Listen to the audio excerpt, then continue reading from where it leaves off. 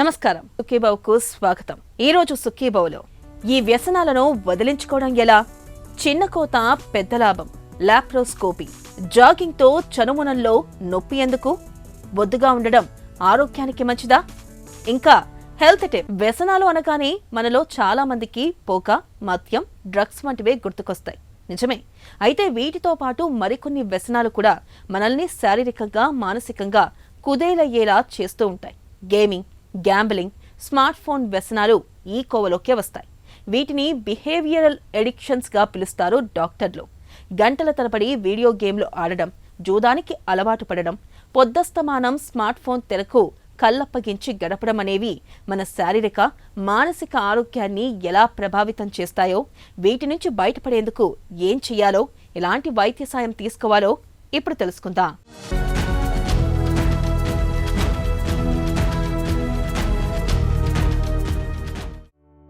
పొగ తాగటం, మద్యపానం, డ్రగ్స్ తీసుకోవటం ఇవన్నీ మనిషిని శారీరకంగా, మానసికంగా, ఆర్థికంగా చిత్రవధ చేసే వ్యసనాలు.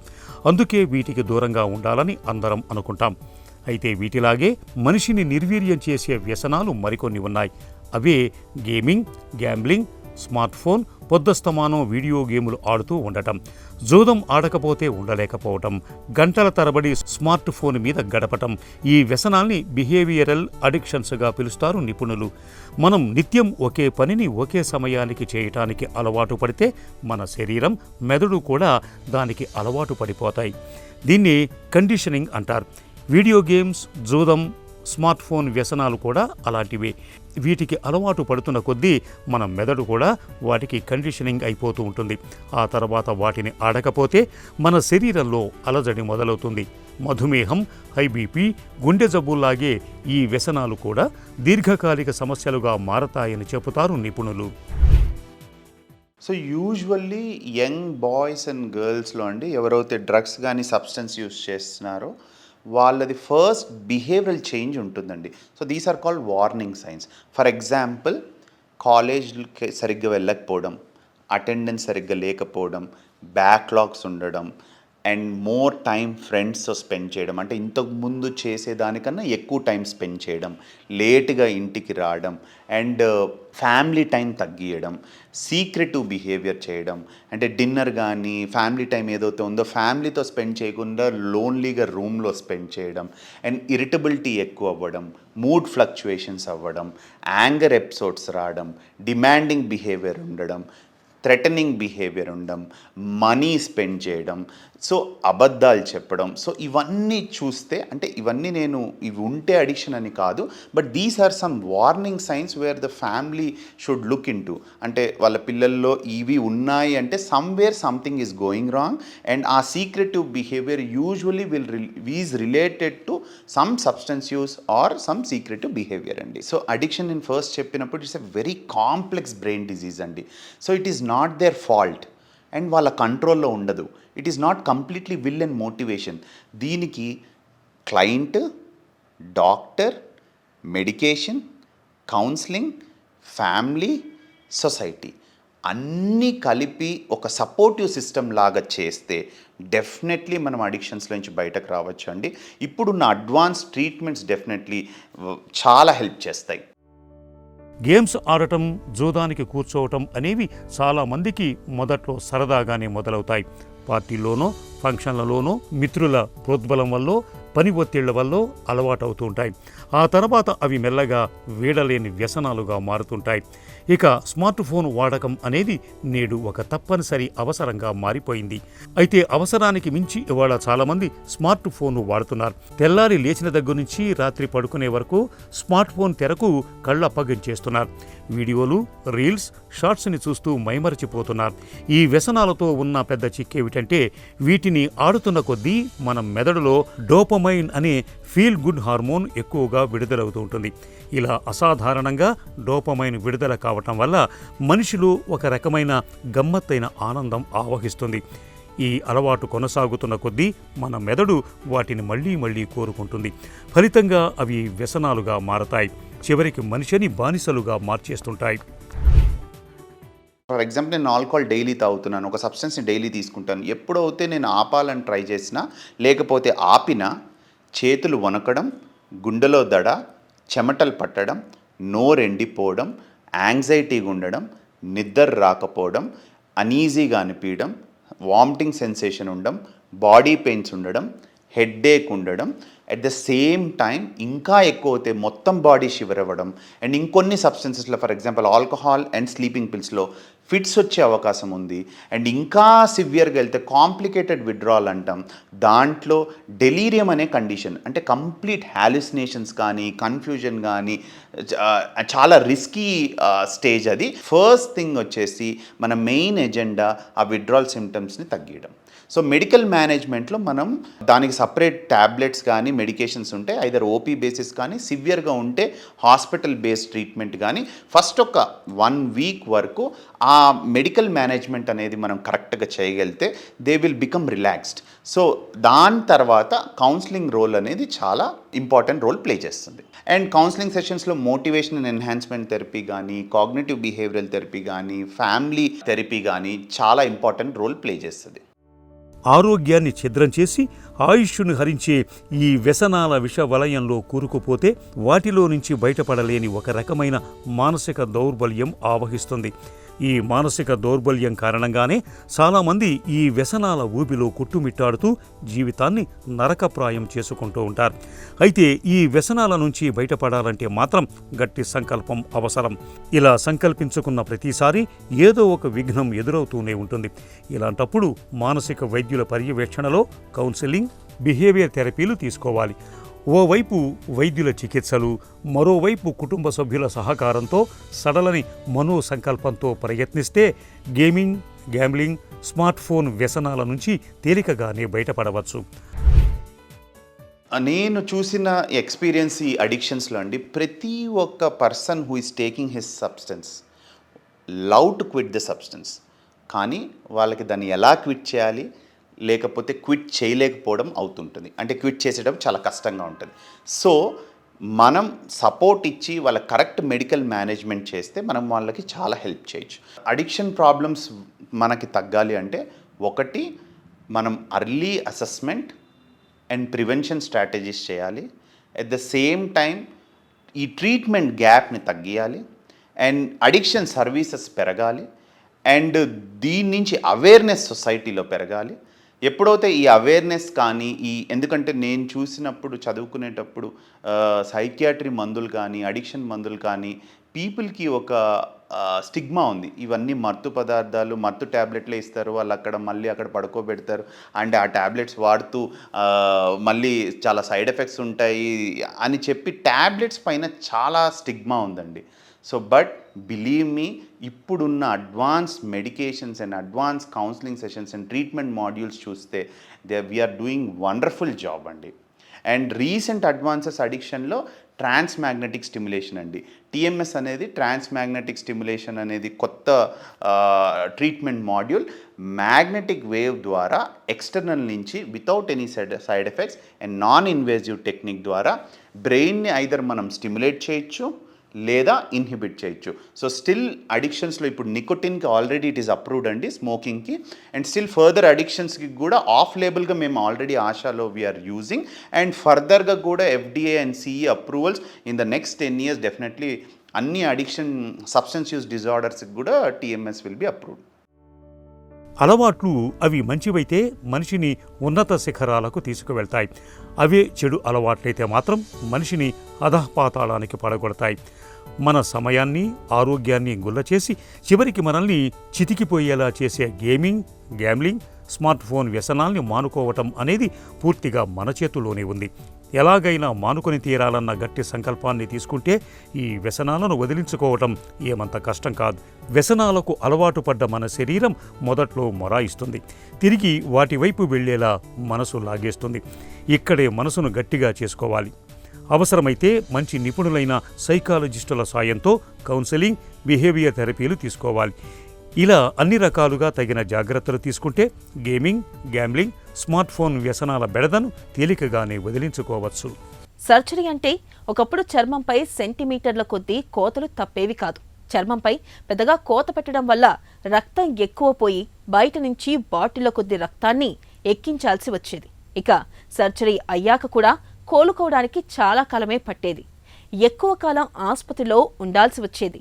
ఈలోపు కోతలు, గాయాల మూలంగా ఇన్ఫెక్షన్లతో తిప్పలు తప్పేవి కావు. అయితే లాప్రోస్కోపీ అందుబాటులోకి వచ్చాక ఈ అవస్థలన్నీ తప్పిపోయాయి. చర్మంపై పెద్దగా కోతలు పెట్టకుండానే చిన్న రంధ్రాల సాయంతో లోపలికి పరికరాల్ని పంపి చాలా సునాయాసంగా సర్జరీలు చేయడానికి ఇవాళ వీలు పడుతుంది.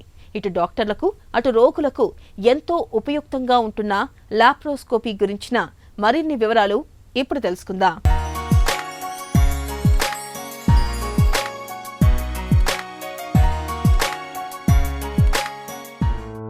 చర్మంపై పెద్దగా కోతలు పెట్టి చేసే ఆపరేషన్ అంటే ఎంత గుండె నిబ్బరం గల పేషెంట్కైనా భయమే.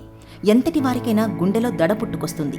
ఇక ఆపరేషన్ తర్వాత కోతల తాలూకు గాయాలు మానిపోయినా ఒంటిపై మచ్చలు మిగిలిపోతుంటాయి. జానడు, మూరెడు నిడివితో పడిన కత్తికోతల మచ్చలు దాదాపు జీవితమంతా ఉంటాయి. అవి ఆ బాధాకర సంఘటనల్ని జీవితమంతా గుర్తు చేస్తూనే ఉంటాయి. మచ్చల సంగతి అలా ఉంచితే అంత పెద్ద సర్జరీ జరిగితే అవి మానేదాకా ఎంత నొప్పిని భరించాలి, ఎన్ని దుష్ప్రభావాల్ని ఎదుర్కోవాలి? ఈ సమస్యలన్నింటికీ లాప్రోస్కోపీ సర్జరీ సమాధానం చెబుతుంది. లాప్రోస్కోపీ విధానంలో కోతల భయం ఉండదు. కేవలం చిన్నపాటి రంధ్రాలు మాత్రమే చేస్తారు. నొప్పి ఉండదు. ఇన్ఫెక్షన్ల బెడద ఏమాత్రం ఉండదు. రోజుల వ్యవధిలోనే ఇంటికెళ్లిపోవచ్చు.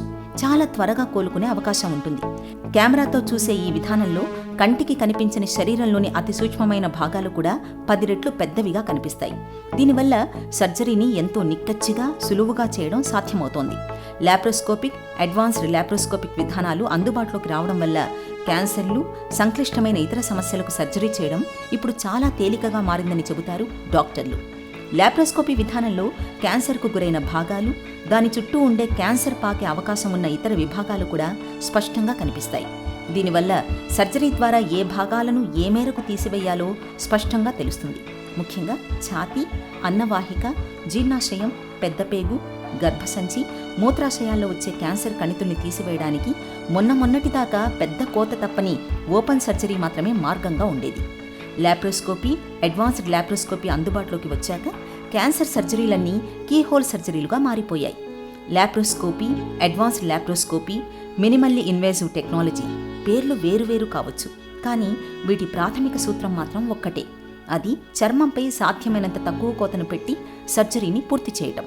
పేషెంట్కి సాధ్యమైనంత తక్కువ కోతతో సర్జరీ చేయాలన్న తపన మినిమల్ ఇన్వేజివ్ టెక్నాలజీని ఎప్పటికప్పుడు కొత్త పుంతలు తొక్కిస్తోంది. లాప్రోస్కోపీ, అడ్వాన్స్డ్ లాప్రోస్కోపీలో ఉపయోగించే పరికరాల్ని మరింత సునిశ్చితంగా, మరింత ఆధునికంగా తీర్చిదిద్దే ప్రయత్నాలు జరుగుతున్నాయి. వ్యాయామం చేస్తున్నప్పుడు మనలో చాలా మంది శరీరంపై పడే ఒత్తిడి, అయ్యే గాయాల గురించి పెద్దగా పట్టించుకోరు. ఈ నిర్లక్ష్యమే కొన్ని శరీర భాగాలపై ప్రతికూల ప్రభావం చూపుతుందని చెబుతారు నిపుణులు. జాగర్స్ నిపుల్ అలాంటి సమస్యే. పరుగు తీస్తున్నప్పుడు, జాగింగ్ చేస్తున్నప్పుడు చనుమొనల్లో కలిగే ఒక రకమైన అసౌకర్యాన్ని జాగర్స్ నిపులని పిలుస్తారు. ఇలాంటప్పుడు చనుమొనల్లో తీవ్రమైన నొప్పి రావడంతో పాటు కొన్నిసార్లు రక్తస్రావం కూడా జరుగుతూ ఉంటుంది. మరి సున్నితమైన ఈ సమస్యను ఎలా పరిష్కరించుకోవాలి? జాగర్ నిపుల్స్ గురించిన పూర్తి వివరాల్ని ఇప్పుడు తెలుసుకుందాం.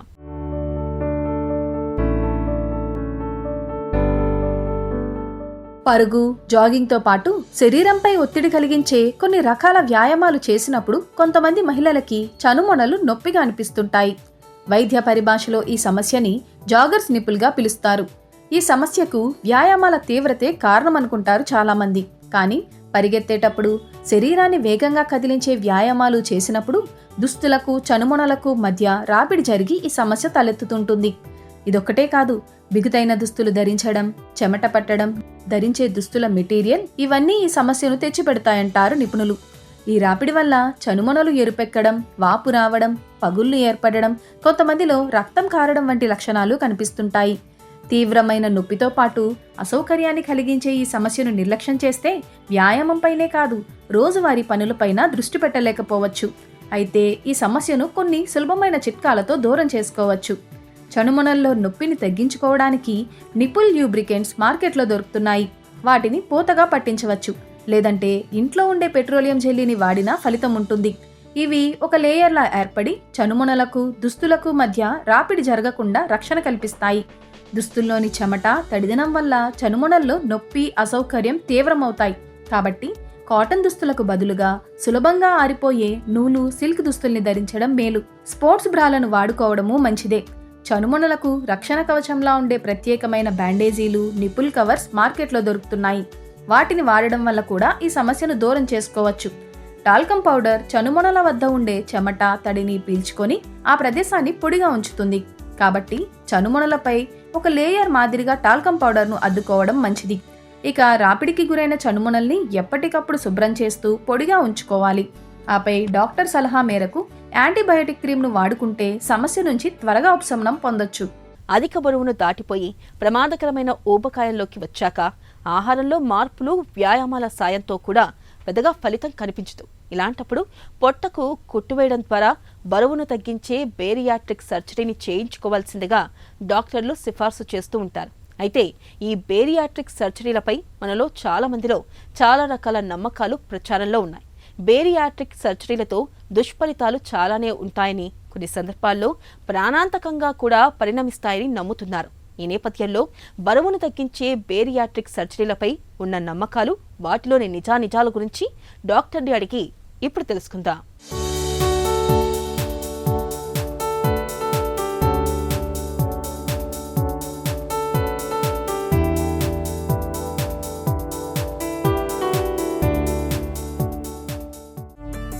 బొద్దుగా కాస్త బరువుతో ఉండడం ఆరోగ్యానికి మంచిదేనా?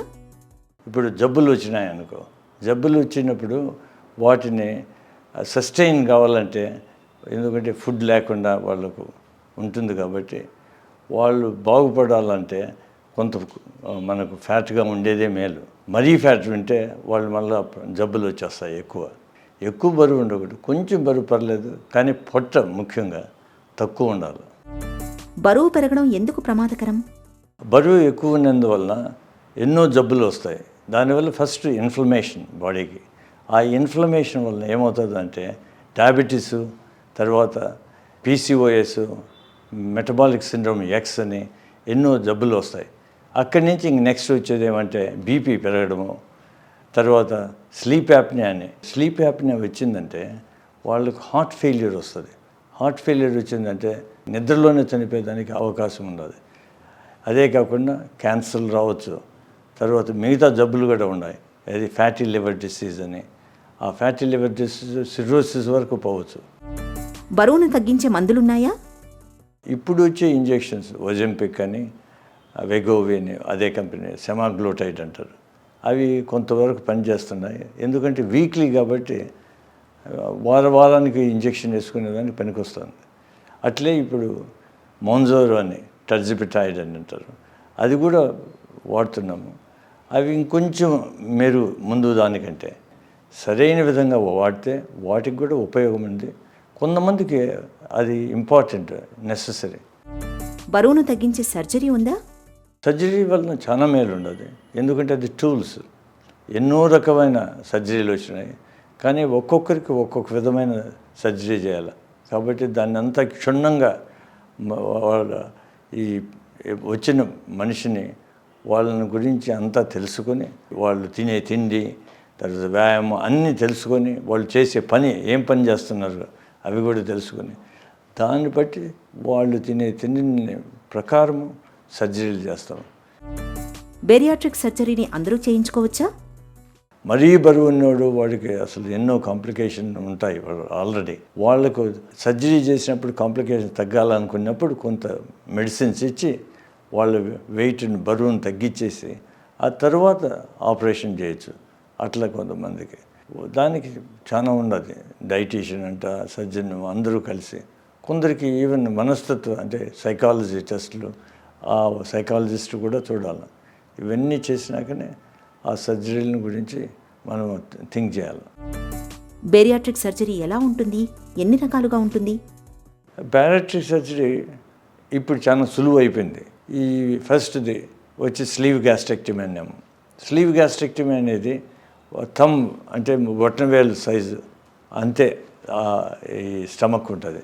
ముందు ఇంత స్టమక్ ఉండేదాన్ని బెలూన్ మాదిరి ఉండేదాన్ని, బ్యాగ్ మాదిరి ఉండేదాన్ని, దాన్ని ట్యూబ్ మాదిరి చేసేస్తాము.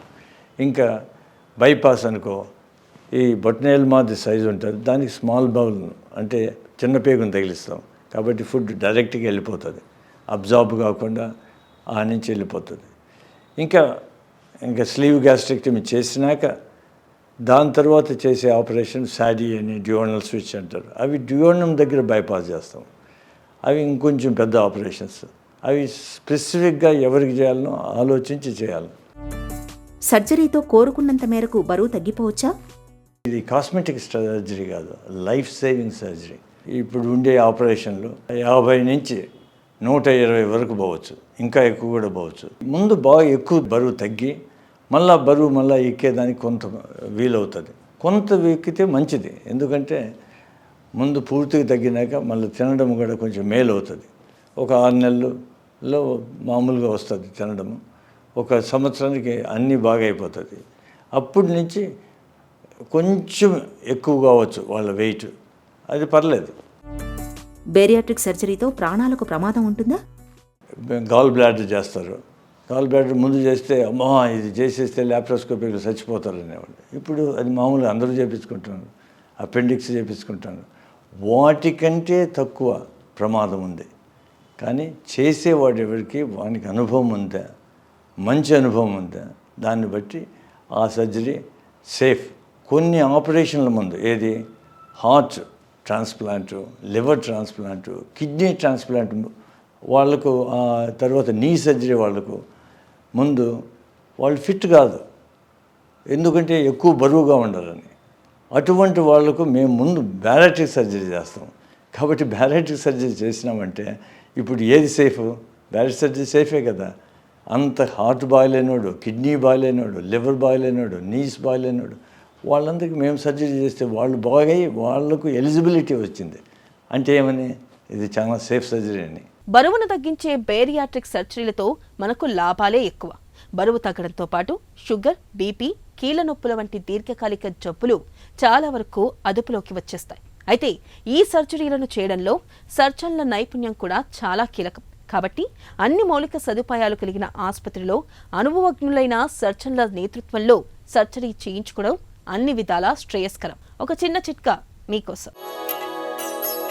మలబద్ధకంతో బాధపడుతున్నప్పుడు రాగి చెంబులో గుప్పెడు తులసి ఆకులు వేసి రాత్రంతా నానబెట్టి ఉంచండి. ఉదయం లేవగానే పరగడుపున ఈ నీటిని తాగడాన్ని అలవాటు చేసుకోండి. మలబద్ధకం క్రమంగా తగ్గుముఖం పడుతుంది.